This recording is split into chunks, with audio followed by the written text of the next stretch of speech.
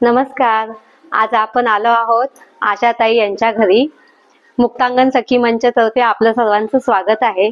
आशाताईंच्या घरी गौरी गणपती आहे आणि त्यांनी इतकी उत्तम सजावट केलेली आहे की त्यांनी केलेल्या सजावटीमधूनच त्यांचं देवीवर आणि गणपती बाप्पावर किती श्रद्धा आहे त्या सजावटीमधूनच त्यांचा भाव प्रकट होतो, त्यांची श्रद्धा प्रकट होते.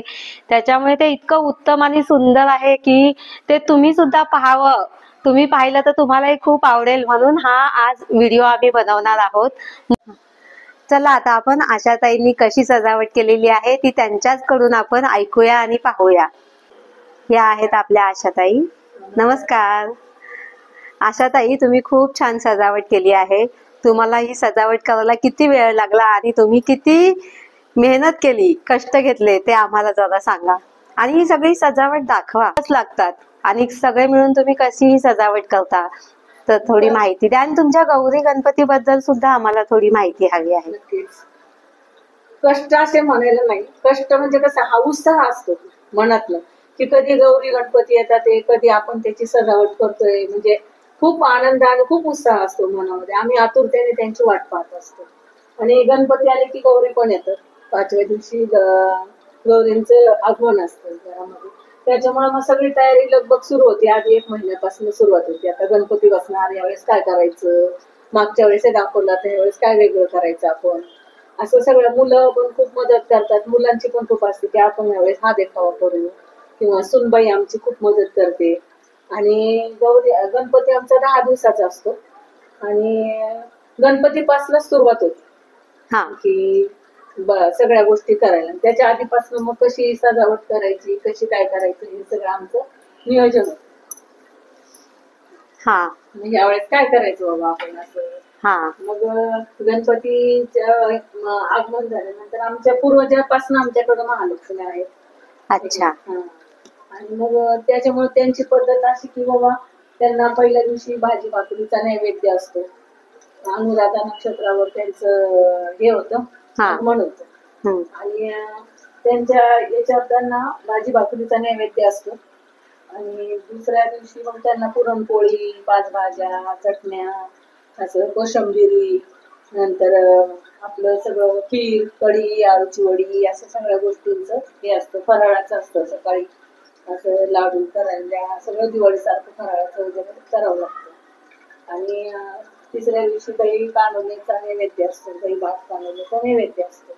आणि आम्हाला इतका उत्साह असतो की म्हणजे खूप आनंद, घरात असं एकदम वातावरणच खूप बदलून जातं. आणि असं त्यांना हे करावंच वाटत नाही, म्हणजे नाही का, असं ते असं वाटतं सारखं असंच रांगोळी सगळं सोडावंच वाटत नाही, इतकं सुंदर वाटतं. आणि आमचा एक गणपती वर्षभर असतो आणि गणपती आम्ही बुडवतो. अच्छा, म्हणजे तुमच्याकडे 2 गणपती आहेत. तर हा जो गौराईच्या तिथे बसलेला गणपती आहे त्यांचं विसर्जन नाही, हा विसर्जन. अच्छा, ह्या गणेशाचं. अच्छा, मग हे जे गणेश मूर्ती आहे ती गेल्या वर्षीची आहे का? अच्छा, ही आशाताईंकडे जी पद्धत आहे ती ही त्यांची गणेश मूर्ती आहे ती गेल्या वर्षीची आहे. आता ह्या गणेशाचं विसर्जन केलं जाईल आणि ही जी यंदाची गणेश मूर्ती आहे ती पुन्हा या जागी ते स्थापित करतात. खूप छान, वेगळी पद्धत आहे. मुलांनी ठरवलं की वारीचं सुनबाई मुलांनी ठरवलं की वारीचा देखावा करूया. सगळ्यांनी लगबग सुरू झाली की काय करायचं, कसं करायचं. थोडस मुलांनी असे वारकरीचे केलं. परत आम्ही घरी पालखी वगैरे बनवली सगळी. नंतर हे बनवलं असं झेंडे, हे ते सगळं बनवण्याचा प्रयत्न केला, म्हणजे दाखवण्याचा प्रयत्न केला की असं आपली परंपरा, आपली संस्कृती ठेवलेली आनंद तशी.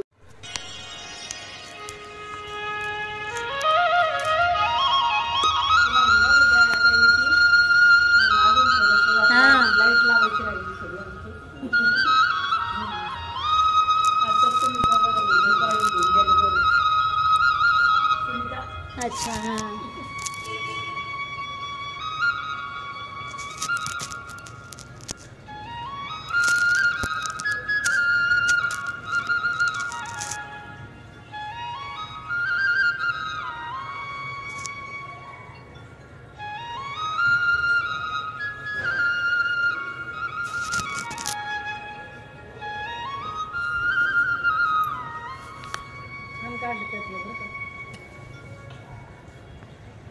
प्रत्येक वारकरी असं येते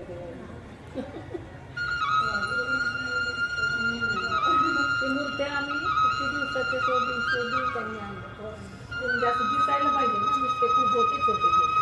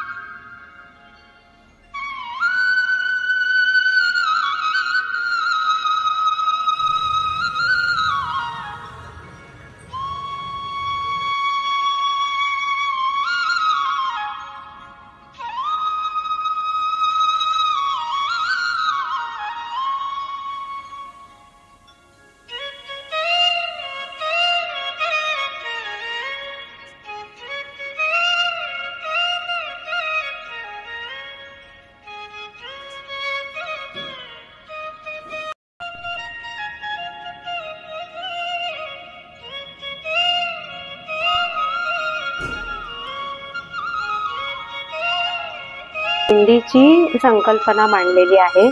अतिशय सुंदर प्रकारे दिंडी दाखवलेली आहे. आशाताई, तुम्हाला ही आयडिया कशी सुचली की दिंडीच करावं? आम्ही यावेळेस मी हडपसरच्या तिकडे दिंडी बघायला माझ्या मैत्रिणी बरोबर गेलते, भागवतताईंबरोबर. आणि तो सोहळा पाहून मला इतका आनंद झाला की असंच आपण काहीतरी म्हणजे एक दाखवावं की ही आपली परंपरा किती छान, कसे लोक एवढ्या लांब पायी जातात, ते ऊन वारा पाऊस काहीच त्यांना नसतं. इतकं सुंदर आणि इतकं छान वाटलं की बस मग त्यावेळेसच मी ठरवलं की आपण एक वारीचं हे दाखवूया, नाही का असं. म्हणून मग वारीचं डोक्यात ठरवलं की बाबा दिंडीचा एक सोहळा आपण दाखवूया. मग सुनबाईंनी मुलांनी सगळे वारकऱ्यांचा सेट बघण्याचा प्रयत्न केला. खूप फिरले, त्यांनी तो आणला, त्यांना आवडला तो छान असा. आणि हे सगळे वारकरी आम्ही आणलेत आणि ही पालखी आम्ही घरी बनवली ही. आणि हे असं हे इथं आपलं रिंगण वगैरे असं दाखवलंय, थोडस दिंड्या दवाखाना असं दिंड्या क्रमांक वगैरे असं दाखवलं थोडस इथं, नाही की नाही. आणि असं असं थोडं दाखवण्याचा प्रयत्न केलाय. तुझे रूप चित्ती राहो, मुखी तुझे नाम, देह प्रपंचाचा दास, सुखे करो काम. ठेविले अनंते तैसेची राहावे, चित्ती असू द्यावे समाधान. भावे विन भक्ती, भक्ती विन मुक्ती, बळे विना शक्ती बोलू नये. दुरितांचे तिमिर जावो, विश्व स्वधर्म सूर्य पाहो, जो जे वांछिल तोते लाहो, प्राणी जातो. संतांनी दिलेले उपदेश आपल्यापर्यंत पोहोचवण्याचा प्रयत्न केलेला आहे या सजावटीच्या माध्यमातून. आणि ह्या आहेत अशा सुंदर अशा गौराई, छान त्यांनी सजवलेल्या आहेत.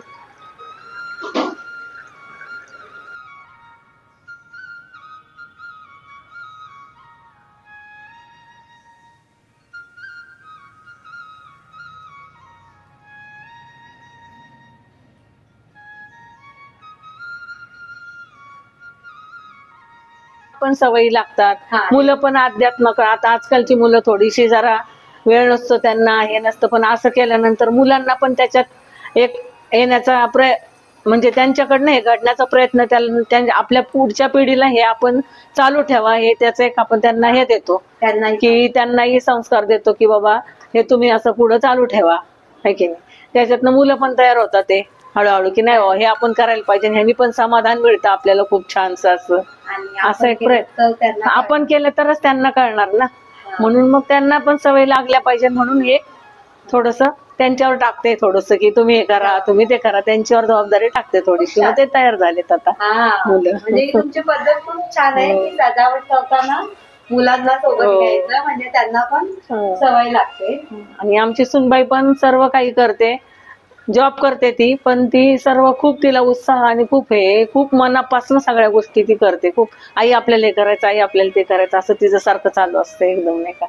आणि तेवढ्यातनं वेळ काढून पण ती करते, ह्याच्यात मला खूप अभिमान आणि आनंद वाटतो. ही माझी सुनबाई अश्विनी, हिला खूप आवड आहे आणि ही सगळ्या गोष्टी खूप आनंदाने आणि खूप उत्साहाने करते. सगळ्या तिची मदत आहे म्हणून मला या गोष्टी व्यवस्थित करता येतात सगळं छान. आणि जॉब करून ती सर्व व्यवस्थितपणे पार पाडते आणि तिला पण खूप देवाची आवड आहे. बरं, आता अश्विनी एखादा उखाणा घे ना. गणपती बाप्पा आहेत शंकर पार्वतीचे सुपुत्र, अमोलरावांनी घातले मला सर्वांसमोर मंगळसूत्र. अरे वा वा वा, छान छान छान. आशाताई तुम्ही घ्या एखादा उखाणा घ्या बरे. गौरी मातेला नमन करते मस्तक ठेवून, विजयरावांचं नाव घेते, तुमचा सर्वांचा मान राखते. वा वा वा वा, छान. हापच एवढे. आता ना आपण ना जरा दोघी सासू सुनांचं किती कनेक्शन आहे एकमेकींसोबत ते पाहूया. हा, आशाताईंची आवडीची भाजी कोणती आहे? मटकी. बरोबर. अरे वा. आणि आशाताईंचा आवडीचा रंग? डार्क कलर्स फार आवडतात, त्यामध्ये मोस्टली रेड ब्लू वगैरे, नेव्ही ब्लू कलर आवडतो त्यांना. आणि त्यांना काय आवडत नाही? त्यांच्या मनाविरुद्ध झालेल्या गोष्टी त्यांना राग येतो. आता ना तुम्ही सांगा की अश्विनीची आवडती भाजी?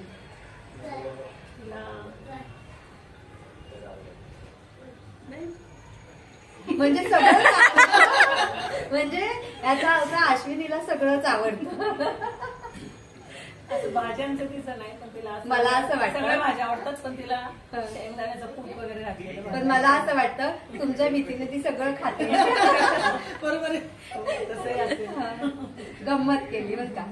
आणि दुसरं काय, अश्विनीला आवडत काय नाही? तिला म्हणजे असं कुठं अस्वच्छपणा आवडत नाही, स्वच्छता खूप लागते. अरे वा, छान टॉपिकपणा.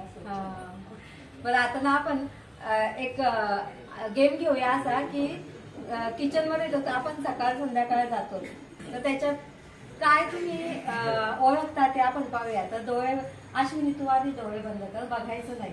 आणि तुला एक वस्तू देते ना, ती हात लावून बघायचं. ते बघा, ह्याच्यात ही वस्तू दाखव. हा, आता हे चाचपून बघ, हे काय आहे आणि सांग. मटकी. व्हेरी गुड, शाबास. म्हणजे उत्तम गृहिणी, उत्तम गृहिणी. वा वा. आता आशाताई तुम्ही डोळे बंद करा. बघू नका, काय आले मला नाही माहिती. बघा, हे थांबा थांबा थांबा थांबा. हा, हे आता दाखवलं. आता हे तुम्ही सांगा, हे काय आहे? सांगे. Very good. वाव. स्वयंपाकात अगदी उत्तम आहे ना. छान छान, मस्त. नमस्कार, मी मुक्ता प्रसाद कोरपे. आज आम्ही आडकीते त्यांच्या घरी आलेलो आहोत. मुक्तांगण सखी मंच कडून गौराईचं त्यांनी निमंत्रण दिलेलं आहे आम्हाला. मी मुक्ता. अश्विनी. Very good. तर जॉब करत असताना तू कसा वेळ देते घरी?